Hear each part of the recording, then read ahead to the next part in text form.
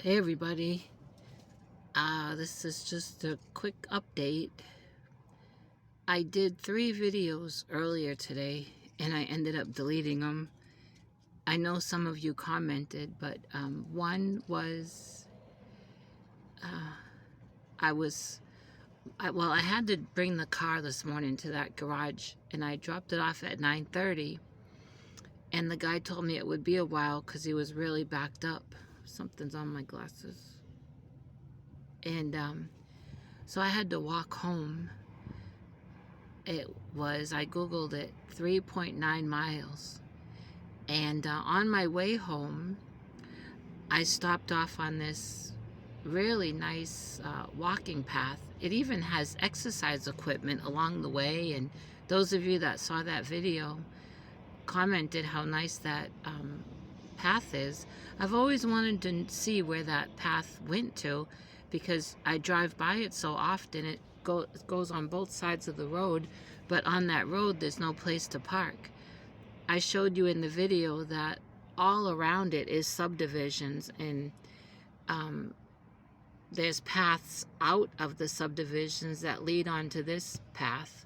It's all concrete, which is very nice. So I took you for a walk along there and showed you the brook and showed you all the nice trees and just different things. And then I turned around and was still talking to you till I got close to the road. And then I started to head back home again. And one part of my walk home, I called you up to show you that I was walking and I was talking to you. And in between all that, I was texting a couple people to try to set up a ride for whenever the mechanic would call me. Oh, it has been a day. I have a booming headache. Mostly, I think it's from allergies from walking on that path and then walking home. But I'll get through it. And so, like I said, I called you up when I was walking home. And then I was probably less than a mile from home, and my pastor's son had called me to find out where I was. He had just picked up his truck from another garage. Can you believe his water pump went in his truck? And the week before, his older brother's water pump went in his vehicle. Oh, me. And, uh-oh, and I don't have a water. So my pastor's son called and said, "Where are you?" And I told him, and he came, and I just kept walking, but he came and picked me up and saved me a few steps.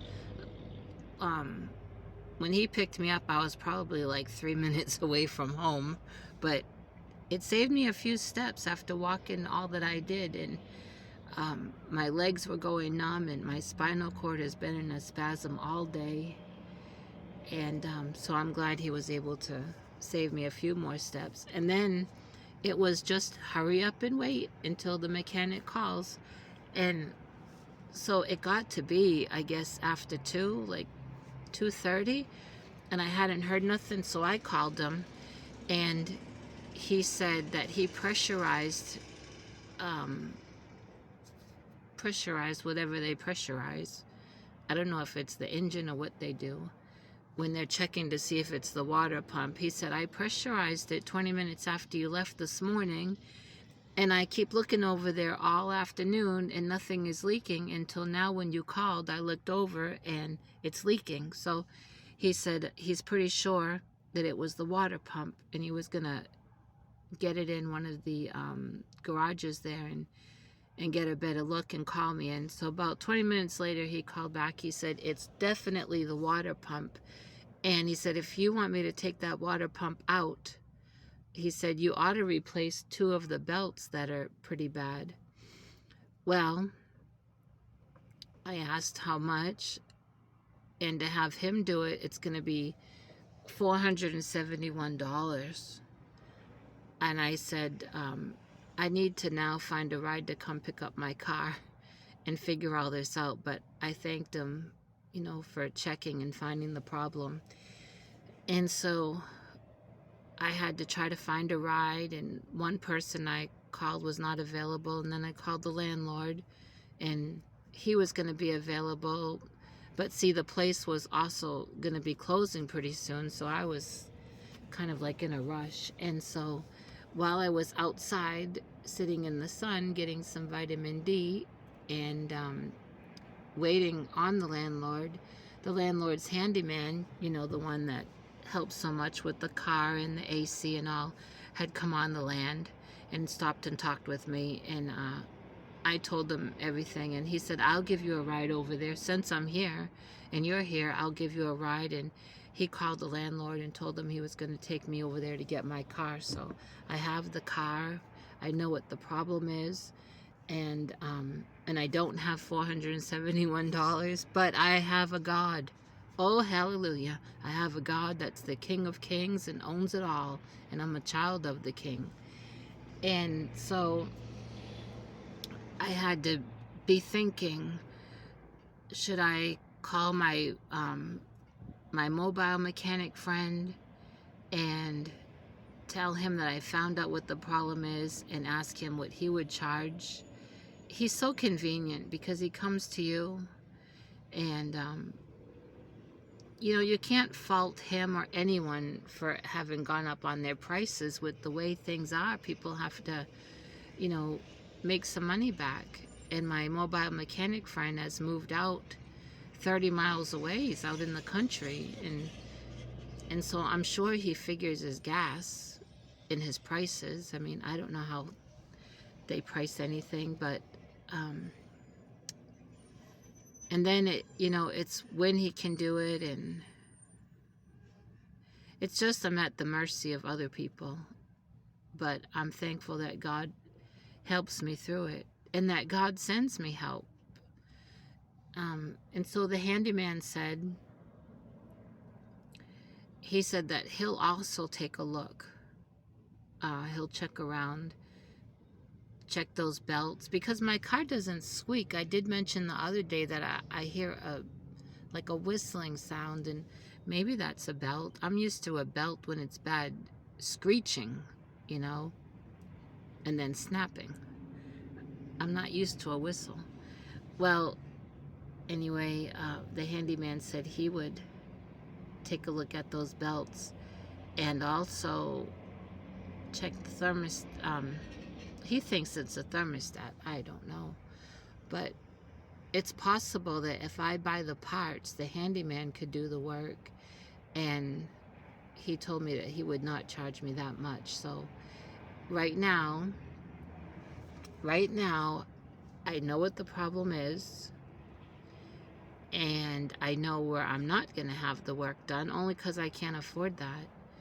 See, if I have the work done there, I have the warranty on, you know, something went wrong, I can take it back there and no charge. When you have like a backyard mechanic or your mobile mechanic, you could have a warranty on the parts, but you'd have to pay the labor all over again. So, I mean, you know what? You can only do what you can do when you can do it. So that's where I'm at. Oh boy. Now, tomorrow morning, I go to Garland for an MRI of my left hand to check that bone erosion. And I know I put that long post in my community tab this morning that I probably should delete. But I felt like I was writing a letter to friends.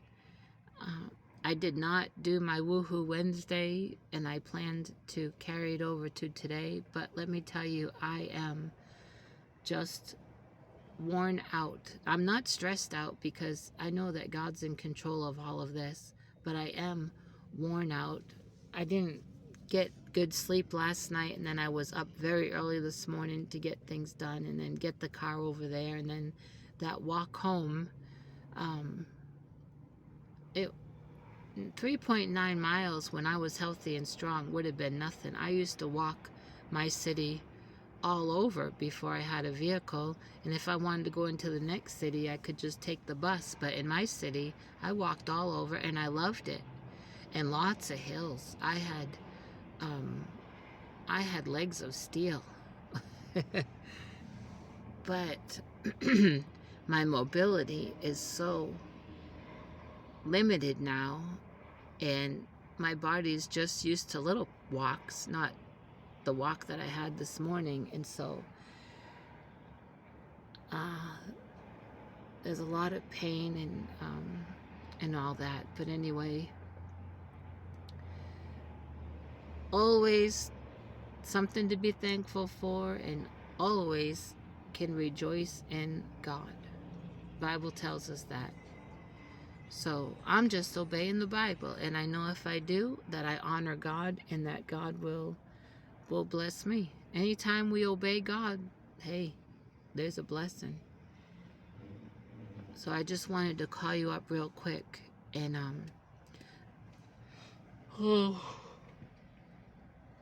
and yawn. No.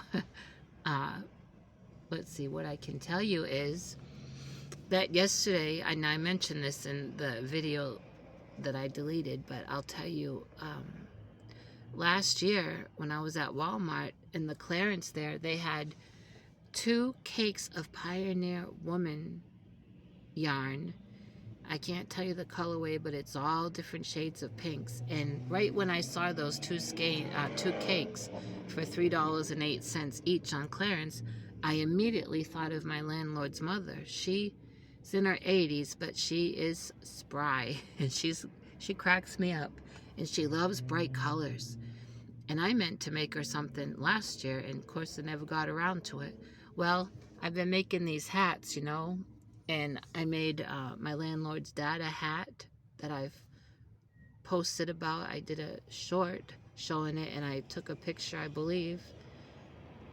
And I thought, well, I'm just going to make his wife a shawl or a cowl so that when I bring the hat over, I can just bring that too. And so yesterday I started it, and I'm almost through 1 cake, and I'm using that pattern that Granny D loves, that easy double crochet shawl pattern, and I cannot tell you who the designer is right now, but I will give credit.